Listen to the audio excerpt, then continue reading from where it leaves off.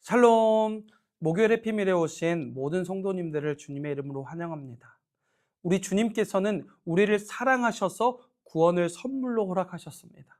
단순히 죄에서 건져내신 것뿐만이 아니라 아무것도 할 수 없는 우리에게 복음을 전할 수 있도록 일 또한 맡겨주셨습니다. 복음을 통해 하나님의 영광이 온 세상에 드러나고 아직 주님을 알지 못한 이들이 그분을 만날 수 있도록 돕는 것이죠. 이처럼 우리가 받은 사명은 단순한 의무가 아니라 가장 고귀하고 복된 은혜의 자리입니다.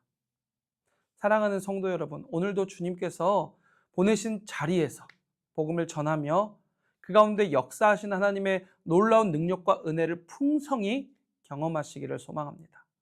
오늘 우리가 함께 나눌 말씀은 사도행전 24장 1절로 9절까지 말씀입니다. 제 24장. 닷새 후에 대제사장 아나니아가 어떤 장로들과 한 변호사 더둘로와 함께 내려와서 총독 앞에서 바울을 고발하니라.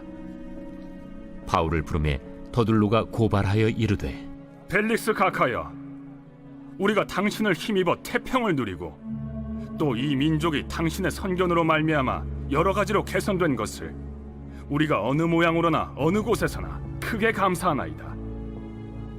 당신을 더 괴롭게 아니하려 하여 우리가 대강 여짜옵나니 관용하여 들으시기를 원하나이다.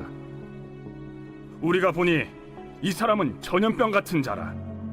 천하에 흩어진 유대인을 다 소유하게 하는 자요, 나사렛 이단의 우두머리라.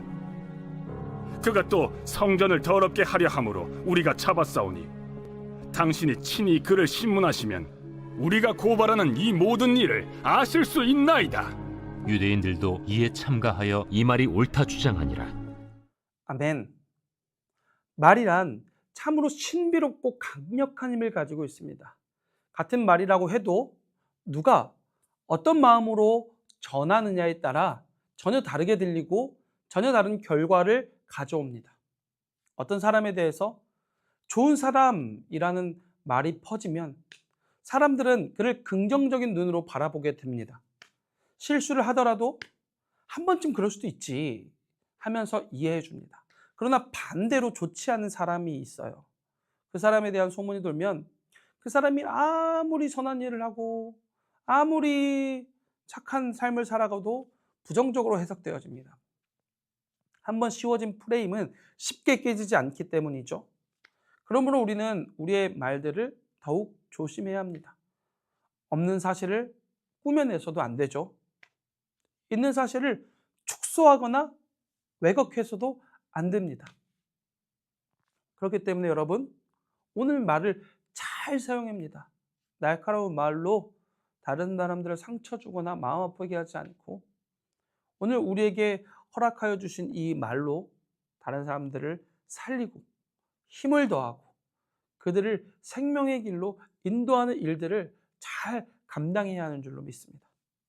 사도 바울은 유대인들의 이 고발로 인해 벨릭스 총독 앞에서 재판을 받게 되었습니다. 그 자리에 등장한 이는 변호사 더둘로였습니다. 그는 바울을 정죄하기 전에 먼저 총독 벨릭스를 지나치게 지켜세웠습니다. 막 찬양을 하는 거죠. 각하의 통치로 인해 우리는 태평을 누리고 있습니다. 당신의 지혜로운 일처리로 세상이 한결 살기 좋아졌습니다. 그러나 이 말은 사실이 아니었습니다. 벨릭스는 오히려 부패하고 탐욕스러운 지도자였습니다. 자신의 권세를 지키기 위해 무력을 사용했고 백성들을 억압하는 일을 서슴지 않았습니다. 더둘로의 말은 진실이 아니었죠. 그냥 아부였을 뿐입니다. 진리를 왜곡한 거짓이었습니다. 그는 오직 이 재판관의 마음을 얻는 데 열심을 냈습니다. 왜 그렇습니까? 바울을 더 효과적으로 몰아세우려고 한 것이죠. 그리고 이어서 그는 바울을 전염병 같은 자라고 고발했습니다. 전염병 같은 자. 바울이 사람들의 마음을 흔들고 새로운 길을 도모하며 유대인들을 선동한다는 것입니다. 겉으로만 보면 이것은 사실입니다. 사실이에요. 사도 바울은 정말 선동했습니다. 그러나 사도 바울이 전한 것은 혼란과 분열이 아니었습니다. 그의 결과물, 이 선동의 결과물은 어떤 벨릭스에게 나아가 그의 권력을 전복하는 어떤 이런 반란이 아니었습니다. 죄와 사망으로 죽어가는 인생을 살려내는 복음의 선동이었습니다. 복음은 사람들의 마음을 흔들었습니다. 그러나 그것은 잘못된 길로 흔든 것이 아니라 하나님의 생명으로 이끄는 흔듦이었습니다. 세상은 이를 불편해했지만 하나님 보시기에는 꼭 필요한 생명의 역사였습니다. 사랑하는 성도 여러분, 대제사장과 장로들 그리고 더들로는 이 복음을 기뻐하지 않았어요. 그들의 눈에는 오직 자신의 권세와 밥그릇에만 있었습니다. 사도 바울이 전하는 복음이 자신들의 자리를 위협할 것이라고 생각하자 그들의 귀에는 이 생명의 말씀이 들리지 않았습니다. 오히려 그것을 제거해야 할 불편할 진리로 여겼습니다. 그렇다면 오늘 말씀을 듣는 우리는 어떻습니까? 말씀을 대하며 오늘 우리의 삶을 살아가는 그 삶의 자세는 어떻습니까? 우리는 정말 복음이 필요하다는 사실을 믿고 주저함 없이 담대하게 전하며 살고 있습니까? 혹은 복음을 전하다가 혹시 손해보게 될까? 두려워서 뒤로 물러서고 있지는 않습니까? 다른 사람의 시선과 평판을 의식하여 침묵하고 있지는 않습니까?